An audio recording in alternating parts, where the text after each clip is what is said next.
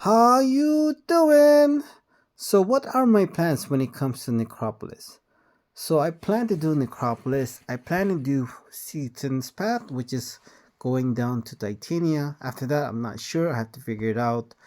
I mean, so why do I want to do Necropolis first of all? Well, you do get a 7-star rank 3 and from completing the path, and from there I can just complete 8.3 as well as probably get a 7-star rank 3 for during a gifting event. That's the goal, to become Valiant for now. If I don't become Valiant from doing that, that's fine. I can probably just explore Necropolis in 2030.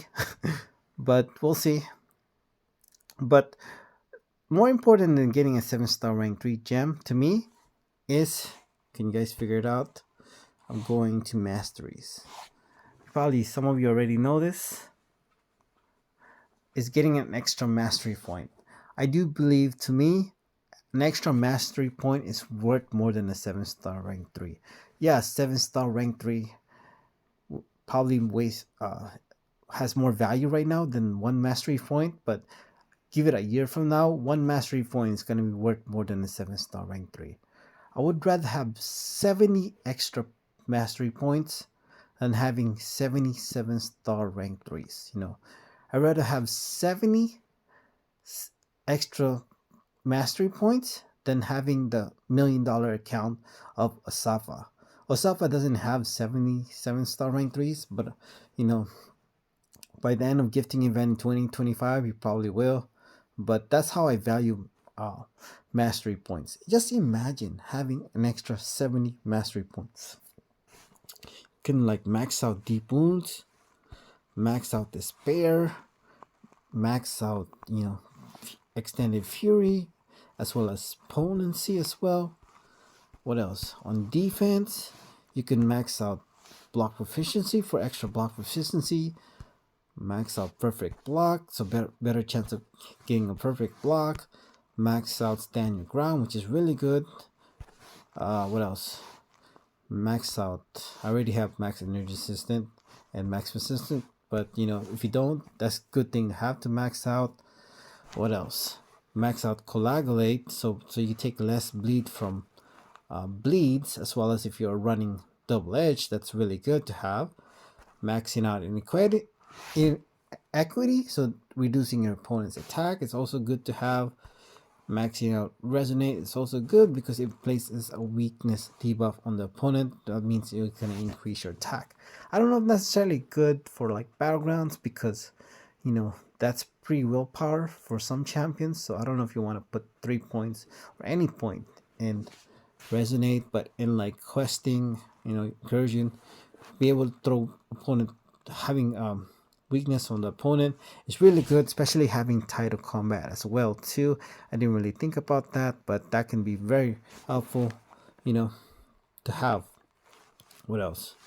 Having 5 points in mystic dispersion, 5 points on limber, those are all good things to have in the game. Having 3 points in Facify, reduce ability actually of opponent when stunned, reduce their regeneration as well. So those are good things to have. Increasing your attack and making your defense better, increasing your utility as well is really nice thing to have. Having extra mastery point. I already said, I value 1 point more than a 7-star rank 3 and when it comes to mastery, and I just pretty much explained why. Having 70 extra mastery point, I think, is more valuable. Not obviously more valuable, but I would have like that would be like, to me, comparing a 6-star rank 4 like with 70 extra points than comparing to a 7-star rank 3. That's what I think. I know it's kind of weird comparison, but let's just leave it at that. Okay, so who is my team when it comes to Necropolis? As you can see, my internet is fairly slow. What's this? Let's do this. Come on. Team select. So I'm bringing the best champion for Necropolis, which is Heimdall. Okay, not Heimdall. I'm just kidding. Aegon. I have Aegon already at rank 5 ascended as a 6-star. I will have him at max sig by the time I do Necropolis. What else? I'm just waiting for, like, what do you call this? A skill advancement, because all my 6 stones right now are skill that I can use on him. So I'm just waiting for that. So I will be planning to do Necropolis. Probably the issue I have when it comes to doing Necropolis is how long it's going to take me. It's definitely not going to take one day, that's for sure. It might take me probably at very least 2 weeks to do it. So I'm just probably most likely gonna do one fight a day until I run out of potion and revives.